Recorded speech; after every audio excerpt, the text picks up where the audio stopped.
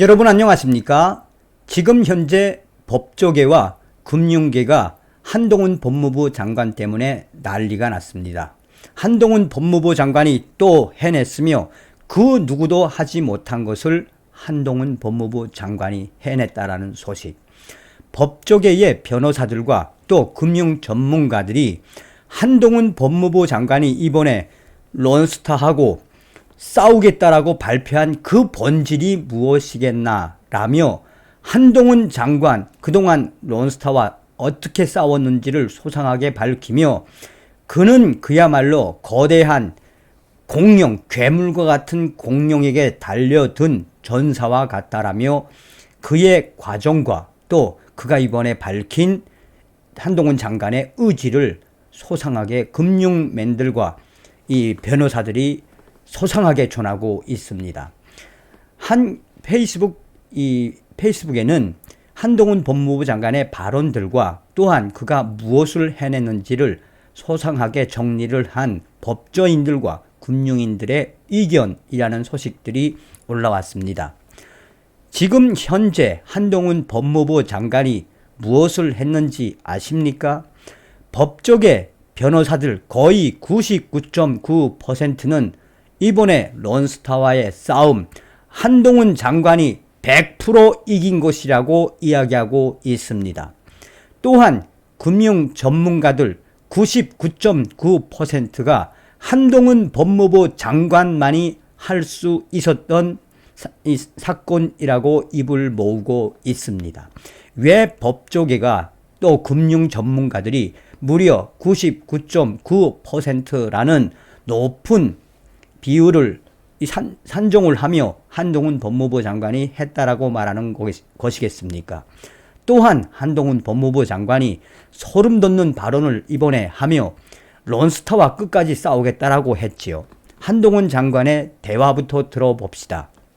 한동훈 법무부 장관은 정부는 대한민국 국민의 피 같은 세금이 단 한 푼도 유출되지 않아야 한다는 각오로 끝까지 최선을 다하겠다는 말씀을 드리겠습니다. 라고 말했지요.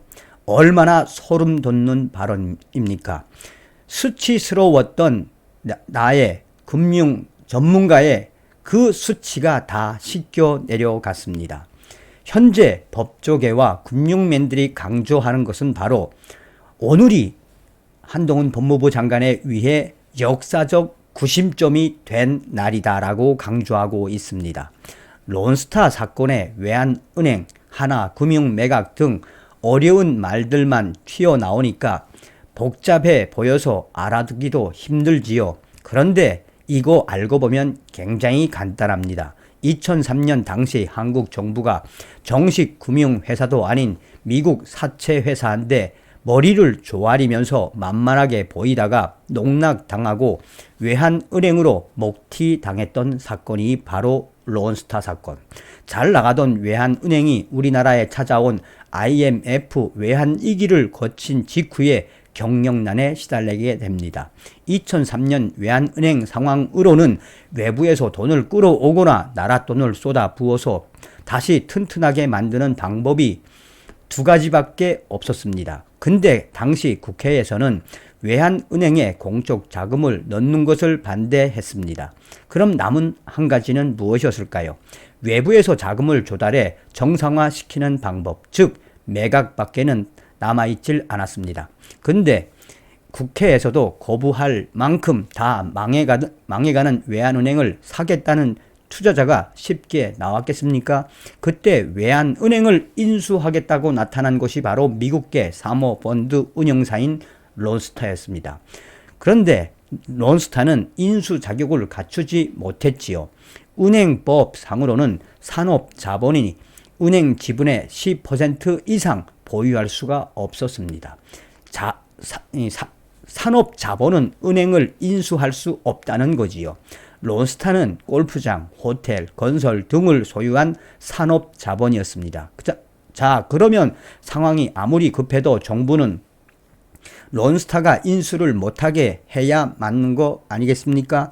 시민단체들 또한 산업자본이라 대주주 자격이 없다면서 적극적으로 항의하고 문제 제기를 했습니다. 그런데 당시 정부와 금융당국은 론스타가 산업자본인 걸 알면서도 무조건 아니라고 우겼고 어떤 방법으로든 외환은행 매각이 성사될 수 있도록 세일주 외교로 억지스럽게 외환은행을 후려치면서 밀어붙였습니다. 은행을 매각할 때 가장 중요한 기준이 바로 BIS 비율입니다. 쉽게 말하면 은행은 고객들이 원할 땐 언제든지 돈을 돌려줄 만큼 튼튼해야 합니다. 그런 자본의 건정성을 BIS라고 합니다. 이 BIS 비율이 떨어지면 은행은 위험해지고 고객은 그만큼 불안해집니다. 저금을 해 놓은 돈을 찾으려고 은행에 들고지 않습니까? 이러면 BIS, 이 자본의 건정성 비율로 망해가는 부실금융기관을 사겠다는 투자자가 나타나면 부실금융기관의 정리라는 은행법상 대주주 자격이 되질 않아도 인수를 승인할 수 있는데 이것 때문에 당시 외환은행의 BIS 비율까지 조작하면서 인위적으로 낮추어서 론스타에 매각될 수 있도록 한 것입니다. 무슨 거지도 아니고 말이지요. 그러니 론스타는 당시 우리나라가 얼마나 호구처럼 보였겠습니까? 그래서 론스타는 최대한 외환은행을 싸게 살 수 있도록 불법적인 주가 조작을 했습니다. 외환은행의 자회사인 외환카드까지 흡수하고 싶었던 론스타는 외환카드에 대해 악의적으로 감자설을 허위로 퍼뜨려서 주가 하락을 유도했던 것입니다. 결국 외환카드 감자설이 증시에 퍼졌고 6,700원이었던 외환카드 주가가 열흘 만에 2,400원까지 폭락한 것입니다. 그렇게 론스타는 외환카드의 루머를 퍼뜨려 몸값을 떨어뜨린 후 외환은행에 합병했고 후에 이 주가 조작은 유죄로 판결났습니다. 그리고 당시 이것을 밝혀낸 사람은 지금의 법무부 장관 한동훈이었습니다. 이렇게 론스타는 범죄가 밝혀지니까 외환은행을 다시 뱉어내야 되지 않겠습니까? 그래서 2007년 론스타는 홍콩 상하이 은행에 5조 9천억 대로 매각 계약을 체결했습니다. 근데 정부는 론스타가 주가 조작을 해서 외환은행을 헐값으로 인수한 것에 대해 법원 판결이 나오기 전까지 외환은행 재매각 승인을 유보한 것입니다. 홍콩 상하이 은행은 기다리다 결국 외환은행 인수를 포기하며 계약이 무산됐고 2012년 1월 론스타는 하나은행에 3조 9천억 원을 받고 외환은행을 넘기게 됐습니다. 그렇게 2003년 외환은행을 1조 3천억이란 헐값에 인수했던 론스타는 2012년 하나금융에 3조 9천억이란 금액으로 외환은행을 팔고 한국을 떠나게 됩니다. 론스타는 9년 만에 인수금 3배에 달하는 돈을 받았고 결국 외환은행으로 총 차익은 4조 7천억 원을 벌게 됩니다. 여기까지만 해도 어처구니 없는 일이었습니다. 그런데 더 황당한 일이 벌어집니다. 론스타는 한국을 떠나고 1년 뒤 한국 정부를 상대로 6조 3천억 규모의 손해배상 청구를 하게 됩니다. 법원에서 소송하는 거랑 똑같이 말입니다. 제소 이유는 첫 번째로 하나금융에 판 것보다 더 비싼 금액으로 홍콩 상하이 은행에 외환은행을 팔 수 있었는데 한국 정부가 승인을 유보해서 손해를 보게 됐기 때문에 소송하는 것이랍니다. 그리고 다른 하나는 론스타가 한국에 낸 세금과 관련해 양도세가 부당하다는 이유였습니다.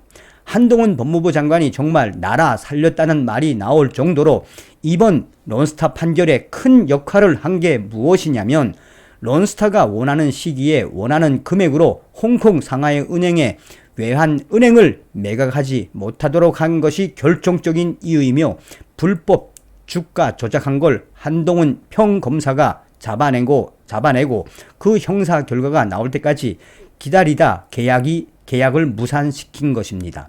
한동훈 법무부 장관이 문제를 제기한 주가 조작은 법원에서 최종적으로 유죄 판결이 나왔고 론스타는 이에 대한 상고도 포기하면서 대주주 자격을 상실했던 것이었습니다.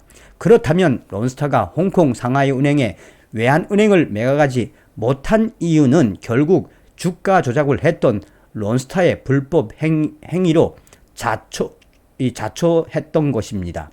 그래서 오늘 중재 판정 결과 또한 홍콩 상하이은행의 외환은행 매각 계약이 무산된 건 한동훈 장관이 밝혀낸 외환카드 불법 주가 조작 때문이고, 승인을 유보했던 한국 정부의 잘못은 전혀 없어서 배상해야 할 금액은 0원이라는 소수 의견도 나올 수 있었던 것입니다.